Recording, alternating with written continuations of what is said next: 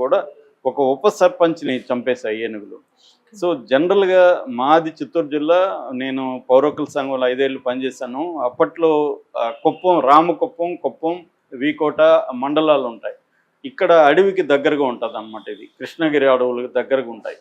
అక్కడ నిరంతరం ఏనుగులు వచ్చి అప్పటికే నేను ఉన్నప్పటికీ 40-50 మంది చనిపోయారు.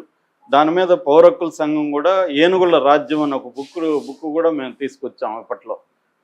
దీని మీద సర్వే చేసి చాలా రిస్కీ ఏరియాలను వెళ్ళేవాళ్ళం. సో ఇది అప్పటి నుంచి ఎప్పుడు నేను చెప్పేది 90s అనమాట. ఎర్లీ 90s నుంచి కూడా ఈ ప్రాబ్లం ఉంది. ఇది ఈ మధ్యకాలంలో అప్పుడంటే కొన్ని ఏరియాలకే పరిమితమైంది. ఈ మధ్యకాలంలో పెరిగింది.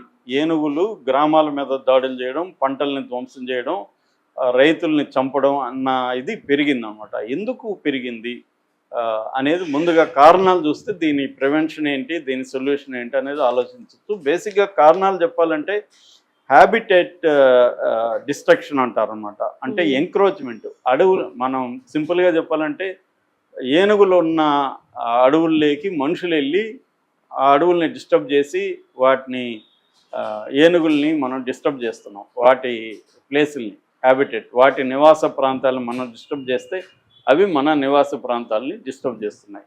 ఇది సింపుల్గా చెప్పుకోవాలంటే.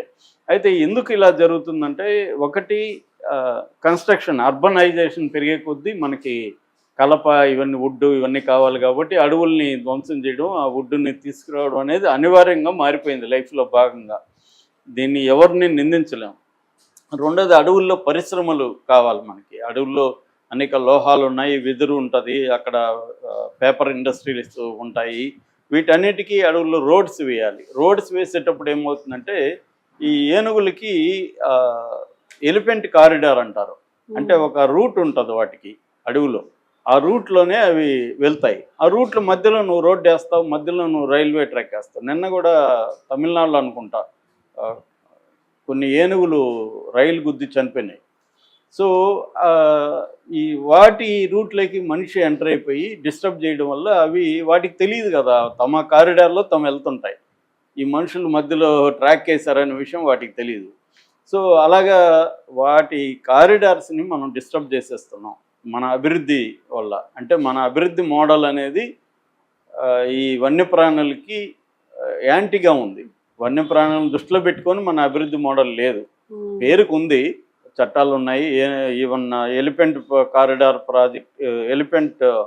ప్రాజెక్ట్ ఎలిఫెంట్ అని కూడా 92లోనే తీసుకొచ్చాం. ప్రాజెక్ట్ ఎలిఫెంట్లో ఎలిఫెంట్స్ని డిస్టర్బ్ చేయకుండా ఎలా ఉండాలి, కానీ సాధ్యం కాదు. రైలు వేయాలి, రైలు రూట్ వేయాలి, రోడ్లు వేయాలి, ఫ్యాక్టరీలు పెట్టాలి, అక్కడ మైన్స్ పెట్టాలి అడవుల్లో. ఇవన్నీ చేస్తున్నప్పుడు అవి డిస్టర్బ్ అవుతాయి. డిస్టర్బ్ అయినప్పుడు అవి ఏం చేస్తాయి, ఇక్కడికి వస్తాయి. That is one reason. రెండోది ఏమంటే అడవి దగ్గరగా ఉన్న గ్రామాలు ఏం చేస్తారంటే మెల్లమెల్లగా అడవుల్ని వ్యవసాయాన్ని విస్తరించుకుంటూ వెళ్తారు. అడవులో ఖాళీ పొలం ఉంటుంది, మెల్లగా దాన్ని కొట్టేసి తమ పొలంలో దాన్ని కలుపుకుంటారు. ఇలాగ మనం ఈ మధ్య కూడా వింటున్నాం కదా, మన పెద్దిరెడ్డి కూడా అటవీ భూములు ఆక్యుపై చేసుకున్నాడని. ఇట్లా దీన్ని రిజర్వ్ ఫారెస్ట్ అంటారు. రిజర్వ్ ఫారెస్ట్లనే ఆక్యుపై చేసుకొని వ్యవసాయం విస్తరించడం, అక్కడ అరటి తోటలు, చెరుకు, వరి ఇలాంటి పంటలు వేయడం వల్ల వాటికి టెంప్టింగ్గా ఉంటుంది. వాటికి ఈజీ ఫుడ్ కదా, అడవిలో పోయి వేటాడి కష్టపడే కంటే ఇటు వస్తే అరటికాయలు, చెరుకు అన్నీ దొరుకుతుంది.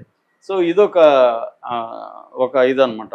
తర్వాత క్లైమేట్ చేంజ్ అనేది కూడా మనకి ఈ మధ్యకాలంలో బాగా పెరిగింది. క్లైమేట్ చేంజ్ వల్ల ఏమవుతుందంటే వర్షాలు, వాటర్ ఉండట్లేదు అడవుల్లో. వీటికి వాటర్ లేనప్పుడు అవి వాటర్ని వెతుక్కుంటా గ్రామాలకు వచ్చే పరిస్థితి కనిపిస్తుంది. ఓన్లీ ఎలిఫెంట్స్ కాదు, మధ్య పులులు ఇలాంటివి కూడా గ్రామాల్లోకి ఎక్కువ వస్తున్నాయి.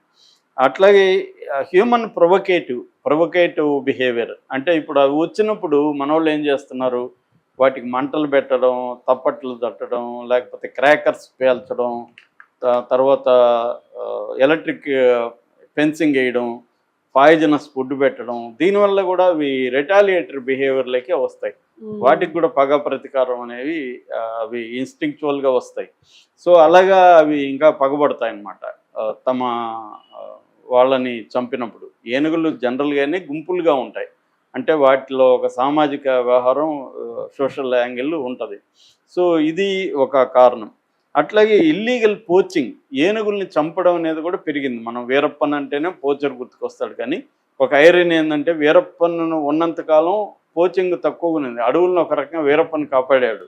ఎందుకంటే వీరప్పన్ ఉండడం వల్ల మిగతా పోచర్స్ వెళ్ళలేదు. వీరప్పన్ చనిపోయినాక గుంపులు గుంపులుగా వందలాది మంది పోచర్స్ తయారయ్యారు. అప్పుడు ఏంటంటే వీరప్పన్ ఒకడే చేసేవాడు. ఇప్పుడు వందల మంది వీరప్పన్లు తయారయ్యి చేసేస్తున్నారు. ఏనుగుల్ని దంతాల కోసం, మిగతా శరీర భాగాల కోసం చంపడం అనేది కూడా పెరిగింది. దానివల్ల కూడా అవి కకావికలమై గ్రామాల్లో